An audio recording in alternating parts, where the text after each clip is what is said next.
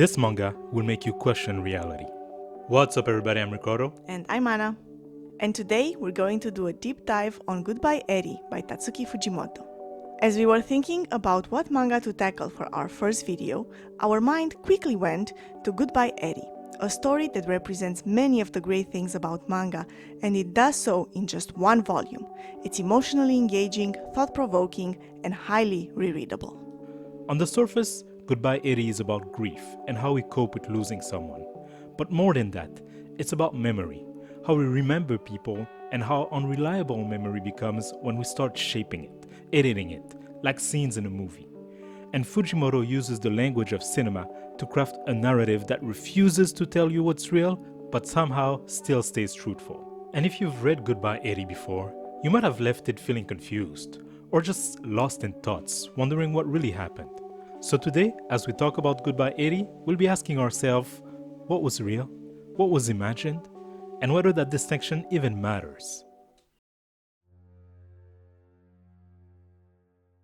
The manga was published in April 2022 and was written and illustrated by Tatsuki Fujimoto.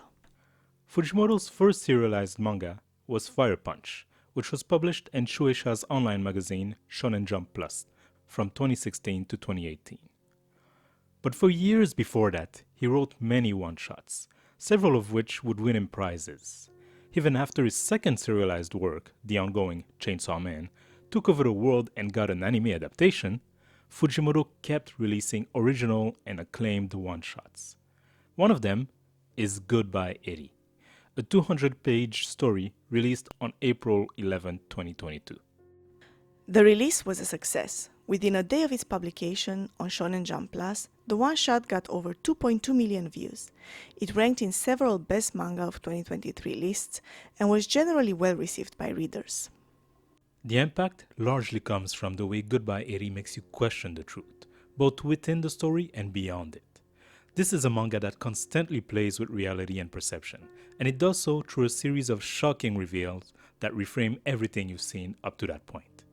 So for this analysis, we're going to break down the story through the lens of those reveals, the moments where the story pulls the rug from under the reader. We'll be sharing our interpretations and reactions to each of these turning points, and then explore how these reshape the story as a whole. And at the heart of it all is a question. Can we ever really tell what's real in this story? And does that even matter? Before we even dive into the plot, I have to point out that what hooked me early on was the cinematic style, the quick sequence of frames, the narration. It turns out these will be pivotal elements to analyze this story and its curveballs. Goodbye Eri begins with Yuta Ito, a middle schooler who receives a smartphone for his birthday and is asked by his terminally ill mother to use it to film her as she nears the end of her life, so that he'll always have something to remember her by. Reluctantly, Yuta agrees and begins documenting her daily life. We see a portrait of a warm, cheerful mother and a more sad, somber, and distant father. This request is the first thing that hit me. The mother, who seems to be a loving person on the surface, tells her young son to film her final moments. And I get that she frames it as something for him, something to remember her by, but that kind of request just seems cruel. Especially being a parent myself, I just can't imagine asking my kids to do this, and I don't think I'd ever describe it as kind.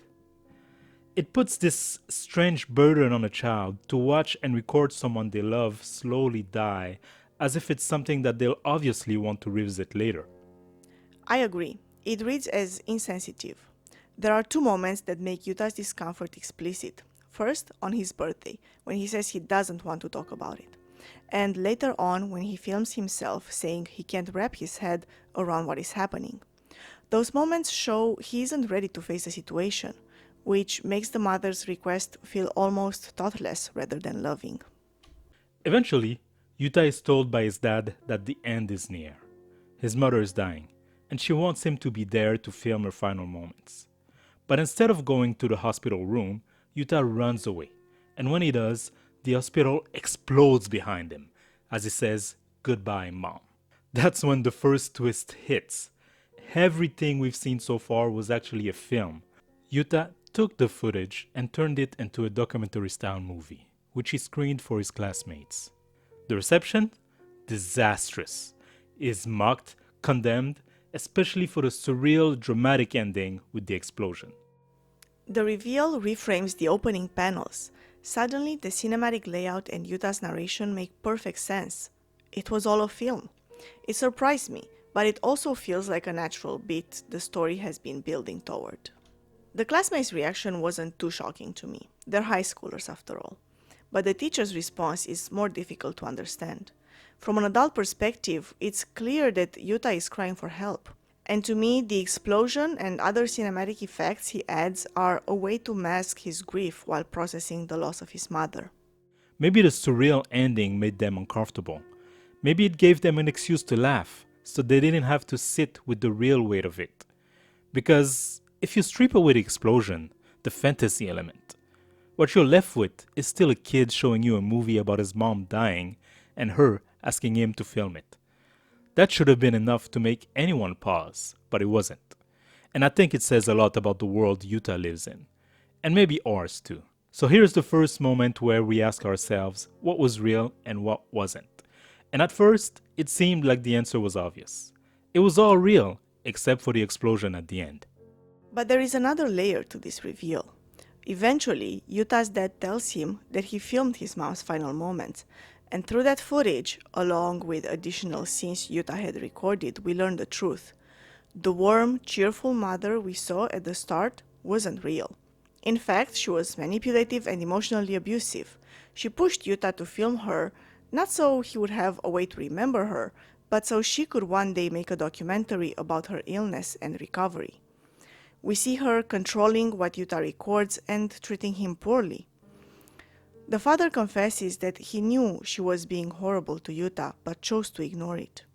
And Yuta admits that he edited her to appear kind because he wanted his memory of her to be beautiful. That reveal hit me hard. I had to put the book down and just sit with it. That was the biggest shock of the story so far for me as well. Because suddenly, everything I thought I knew about the mom was thrown into question. Like I said earlier, it was clear that the explosion at the hospital wasn't real. But I still thought that the rest of the film was a faithful recording of what really happened. But it wasn't. Not just because of the scenes of the mom being mean that Yuta cut out, but because his mom was controlling the filming from the beginning, directing it. She had a plan for the footage and her own version of the truth that she wanted to show. That changed everything for me. It made me start questioning every scene, every smile, every moment of connection. Was any of it real? Would she normally go to the aquarium with Yuta or on a date with her husband? Or were even those scenes part of the film she was trying to make? Yes, once she is shown to be manipulative and self-centered, the whole film starts to feel like a performance rather than a straightforward recording of events. We also understand the level of control she actually had over Yuta. And that leads to something deeper, something that this manga is really trying to explore. Memory isn't neutral. It's not an objective record. It's something we create, something we alter, something we reshape, sometimes deliberately, sometimes not. Yuta chose to portray his mom in a better light. After her death, when he finally was free to show the truth, he didn't. He edited around it. He created a version of her that he could love, a version he could miss. And I think that's something we all tend to do, especially when we lose someone close to us. We highlight the good, we erase or soften the bad, we embellish a lot of the truth. And those are the stories we share at the funerals or we tell people years later. So when Yuta watches that movie over and over again, he's attempting to shape the past into something he can live with. Or maybe he was never free of her at all. Maybe even in death, she still had control. Maybe the reason he didn't tell the truth wasn't because he wanted to remember her kindly, but because he couldn't bring himself to defy her, not even after she was gone. Exactly. It makes me wonder how much of the editing choices were urged by Yuta's desire to have good memories of his mother, and how much was the lingering influence that she had over the entire filming process. One element that comes to mind is the cat scenes. Yuta includes scenes of stray cats in the movie, in spite of his mom's criticism of him filming them. which makes me think that this is an editing choice that comes directly from Yuta. And in the context of a story where we are never certain what the truth is, I hang on to these scenes as one genuine piece of Yuta's mind. And what about the explosion at the end? Anna mentioned that it might be a way to mask his grief. I wonder if it was also a way of expressing the anger he couldn't say out loud. Much like the cat scene, was it a subconscious act of rebellion, destroying the fabricated version of his mother that she pushed him to film? A final act of catharsis and a film otherwise shaped by grief, denial, and control? Because while the film Yuta made is filled with footage that is not necessarily real, his editing choices definitely are. And maybe that's where the real story is.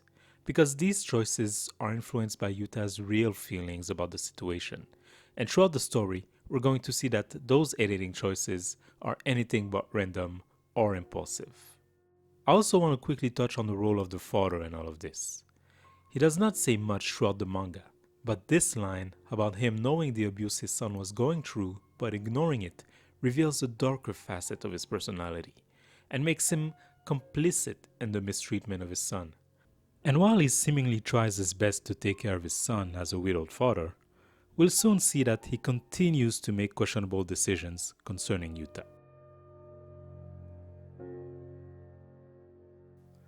This next section is where I really start to doubt everything. Not just the story, but how the story is being told. After showing his school the film about his mother, Yuta feels shunned and misunderstood. He goes to a hospital roof intending to commit suicide. There, he encounters Eri, her girl who watched his film and loved it. Eri encourages Yuta to keep making movies, and they begin working together on a new film to show the school, one that will touch the students. The pair spends a lot of time working on the movie together at an abandoned building. With Eri's help, the new movie they work on becomes a retelling of Yuta's life that seems to blur reality and fiction, much like his first movie. And it's decided that Eri's character will be a vampire, to add an extra touch of fantasy. While they work on it, we see a scene of Yuta's father confronting Eri about pushing Yuta to make yet another movie, even after what happened to him, and he's asking her to stop. It's a passionate plea, but when we hear cut, we're hit with another twist. This heartfelt and emotional outburst from the dad was also part of the movie they are making. At that moment, the floor drops again. That single cut forced me to rethink everything. Because if that moment was fictional, how many other moments were? What if the other times we just didn't see the cut? Just like Yuta edited his mom into something she wasn't, now he and Eri are creating and crafting reality in real time. With this scene, Fujimoto introduces the idea that this story might be a performance, that the story we're being told when we read the volume might be a story about being told a story, and that completely repositions everything. We can no longer assume that there's a clean line between what really happened to these characters and what's a fabrication on their part. For me, the cut acted like a snap of fingers, shaking me out of it. As I am following the narrative, I am suddenly being told that this isn't the real story, that there is a story within the story, and it probably has many layers of fantasy covering the truth. And then there's the dad. When asked the question seriously by Eri about letting Yuta make this movie, he justifies accepting his son's potential hardship with a line about how creation requires pain. A hint that the production is top of mind for him rather than his son. He even asks if he can repeat that line for the camera. He's not acting for Yuta's sake, he's acting for the film. And his mention that he was once an actor when he was younger makes you question if that dream being kind of revived here is clouding his judgment in this case, or if he was always treating his son as a secondary concern. Or is he living out his dream vicariously through Yuta? Who is the dad really? He feels and looks like a puppet ready to perform. Even his story about his theater days feels suspect. What is curious also is that the dad does not seem unmoved by the tragedy his son has suffered. He appears emotional about the abuse Yuta has endured at his mom's hands and remorseful for his passiveness. However, his response with regard to Eri's request seems to contradict those emotions. It is impossible for me to understand what his true motives or feelings are. Later on, as they're filming the movie, Eddie's health deteriorates, and it's revealed that she's also terminally ill and wants Yuta to film her death, much like his mom wanted to. This is actually where we get the reveal that the mom was not who we thought she was that we talked about earlier. It comes from a conversation between Yuta and his father, in which the dad says Eri might also want Yuta to choose how she's remembered. The fact that Eri was sick and asked Yuta not only to make a movie but eventually to film her death makes you think that maybe she had that in mind from the beginning, probably right after seeing the film that he made about his mom. Maybe she could tell that the mom was being portrayed in a better light than she was really, and she wanted Yuta to do the same for her. It seems like, unlike the mom, her reasoning is rooted in the fear of being forgotten. Twice she admits she understood and even envied the mom for having Yuta make a movie about her. In her eyes, a movie lets you live forever. Every time someone presses play, you're resurrected. This request then is less about documenting the moment and more about clinging to existence through art. Eri's motives, just like the mother's, are ultimately selfish, disregarding how deeply such a request would wound Yuta. So the two of them continue working on the film. They seem to become very close, but eventually Eri dies. And this time Yuta films the death, something he didn't do for his mother and felt guilty about. After Eri's death, Yuta finishes the film and screens it at school. Unlike the first one, this film is a hit, and the audience responds emotionally, crying at Eri's fate. The pair succeeded. It's interesting to note here that Eri helped make a movie that she will never get to watch. And what exactly was that movie? At first I thought we only saw snippets of it, through the quick shots of the two of them hanging out, sprinkled with the fantasy of Vampire Eri. Looking back at the plot that Yuta had come up with, I realized that Eri's movie actually starts with the screening of the mom's movie at the school festival. And everything we've been reading so far, the whole manga up to this point, is in fact Goodbye Eri, the film. At that moment, it seemed like Yuta set the record straight and finally showed the true account of events up to that point. But this is when we get another huge reveal. Eri's friends come to talk with Yuta, and it's revealed that the Eri in the film, the Eri we've been seeing the whole time in the manga, is very different from the real Eri. Her look, personality, and the depth of her relationship with Yuta were crafted for the movie. And much like the mom, she was seemingly much less kind and supportive than portrayed. Once again, my jaw dropped at this reveal. You'd think that by now I would have learned my lesson. But no, I still thought the Eri we were seeing the whole time was the real Eri. But it turns out no, she was a fabrication for the film. But here's the real mind bender. We, as readers, have never actually seen the real Eri either. I went back through every frame of Eri to see if we ever caught even a glimpse of glasses or retainers. Nope. All those seemingly candid moments too, getting snacks, watching movies together, even the hospital scene where she acts surprised to see the camera, everything was staged. Not just the obvious movie within the movie footage. It also made me think of that one scene when the dad seemed surprised to see the camera filming. Was that also planned? Some of it might have been recreated from real events, maybe that's how they really met the first time, or it could have been entirely fictional. And in some of the scenes we saw, it looked like the two of them got really close, and maybe even developed some kind of romance. But Yuta clarifies that it was all for the movie, and when he asked Eri out, she turned him down. So, were they really that close? Were they even on friendly terms? Once again, the line between reality and fiction is so blurred that we can't tell them apart. And if we don't know who Eri really was, or what a relationship with Yuta actually looked like, then how confident can we be that we really know who Yuta is too?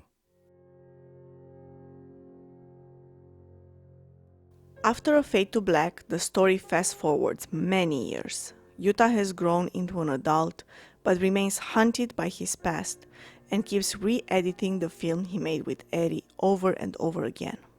When the older Yuta begins telling us his story, we finally learn what I had suspected. The Yuta we've been watching all along was in many ways a character. How much of it was genuine is impossible to pin down. Then, Yuta tells us that a car accident, in which he was the only survivor, killed his father, wife, and child. He says he can no longer endure more deaths and returns to the abandoned building where he used to watch movies with Eri, planning to kill himself. But then, in a surreal twist, he once again meets Eri, and she looks exactly as she was when they were young. Here, Eri claims that she really is a vampire, who periodically loses her memories, but is happy that she can now watch the film Yuta made to remember who she was and who he was. At this point, I didn't know what to think anymore. Nothing in the story so far indicated that there is anything supernatural going on. Once again, we're confronted with Yuta's power to preserve and alter memory. We know that Eri's movie isn't true, that both Eri and Yuta were playing characters. So what is Eri really telling us? That Yuta created the version of her that gets to live on? That raises an unsettling question. Does Yuta now believe more in his movie version of Eri than in the real one? And does he also believe in the movie version of himself more than his true self? At this point, it's hard to even know whether he remembers who Eri really was, or who he really was. To me, that gives the story the feel of a cautionary tale. Yuta tried to play God, reshaping people according to his imagination and desires. But in doing so, he risked erasing their real selves, and maybe even losing his own sense of self. After talking with Eri, Yuta decides to keep on living and walks away as the building blows up. So that final shot pulls us right back to where the story first shifted. So this was a movie. That's the conclusion you're forced to come to. Not just the final scenes, but probably the entire manga was Yuta's final cut, his edited film. This is when I realized the cinematic aspect of the manga had never once been broken, which means as we're reading the manga, we're never not seeing Yuta's movie. Exactly. The rectangular panels, the moments where the art feels oddly blurry, this was all a film. All of it. The panels are shaped like this because they are shots filmed with Yuta's phone. They're blurry because he's moving the camera. Those 18 black panels that lead to the time skip, a literal fade to black transition. And so of course, the explosion is special effects, and Eri's reappearance as a young, unchanged vampire is all thanks to editing, probably using footage from scenes Eri had done for the film when they were young. And if that's true, then we have to reframe everything. Again. If the whole manga is a final cut of his film, then what was real? The honest answer might be nothing. Or at least, we can't trust anything we've seen. We've already seen multiple moments where reality was being manipulated in Yuta's films. His mom telling him what to film, him editing her and Eri in a certain way, Eri controlling how she presents herself, or his dad giving an emotional speech only for us to read cut and realize it was all a scene. That might apply to everything here. What story was he trying to tell? Not just about others, but about himself. And is everyone in on it? Acting out roles that he scripted? There's this girl at the beginning who tells him she can't forgive him for making this first movie about his mom because her own mother had died. That's the same girl who later reveals to us the truth about Eri and claims to be one of Eri's only two friends, along with Yuta. So, was she just an actor? I also questioned whether she was authentic or whether these scenes might have been filmed long after these events have passed, as a way for Yuta to complete his narrative. So, the repetitions, the coincidences, they make you question things even more. And that's the point. Fujimoto blurs the line between fiction and reality so thoroughly that the reader becomes trapped in this spiral, rethinking everything and trying to figure out the truth. Maybe in the same way Yuta is trapped in this spiral of editing and re-editing this film, trying to figure out his truth. But let's take a step back. Let's assume not everything is fake. That some version of this really happened. Then we're left with another question. What did Yuta choose to show us? Why include the story of making his mom's film, the original version of that film where the mom is kind, and the footage that reveal her true nature? Why reveal Eri's deception? Why show the dad's questionable priorities? And why not show his wife and child, or anything between Eri's movie and the death of his family? Did he really stop filming for all these years? Probably not. He probably just decided that this movie, this cut, wasn't about the events outside of what we saw. The justification here might be that Yuta needed to finally be honest about his mom, about Eri, and about himself. Maybe his first cut of Eri's film failed to bring him catharsis. He ended it on a quiet, sweet note that made everyone cry. But it was false. It didn't portray her in the way she really was, and ignored a lot of the ways in which she might have hurt him. So this time, he blows it up, just like he did with his mom's story. Maybe this was about finally confronting the people who hurt him, even after they were gone. And that loops us back to grief. Earlier in the story, Yuta says, I have this bad habit of viewing the problems right in front of me from an outside perspective. That line brings me back to my first understanding of the movie about his mom. That filmmaking was his way of processing trauma. An emotional response shaped by what might have been the only connection a 12-year-old boy had left with his dying mother. But here's the problem. This interpretation rests on the assumption that at least some of those scenes were real. Maybe what Yuta needed to move on was to face the truth and blow up the lie, the fantasy, the nice mom, the vampire Eri, rather than watch those fabrications again and again trying to rewrite memories he can't forget. The truth was, his mom was abusive, his dad was neglectful, Eri probably mistreated him and used him in similar ways his mom did. And no matter how much he wanted to remember them in a better way by making these films in which they were nice, that was not real. That was fantasy. Yes, memories are often just as much about what we wish they were than what they really were. But usually, we can't decide how we encode or remember people or events. Making a film thinking it will help us remember people differently or focus only on the good parts might be a barrier to real closure because it stops us from facing reality. In that situation, the act of trying to preserve someone and their memory might be the very thing that stops you from letting go. So in the end, can we really tell what was real and what was fiction? To answer that, I think we have to ask a different question. What was Yuta trying to do with his final cut of the movie? In my view, he's still trying to process grief the only way he knows how, through filmmaking. And so, even if the story shifts, even if it plays with reality, that grief is real. And that grief comes from those losses. The closest thing we have to certainty about the story is that the mom died, Eri died, they were both mean, and Yuta made a movie about it all. The film focuses on those earlier losses, the ones that haunted him for all these years, because of how complicated those relationships were and how intertwined they became with the films he had made about them. Eri and his mother were important to him, but they also seemed to have hurt him.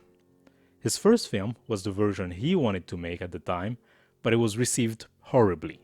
His second film was loved, but it left him feeling unsatisfied.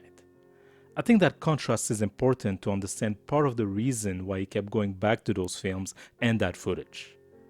He's simultaneously rewriting the people in his life as far more likable characters and also revealing that he is doing so.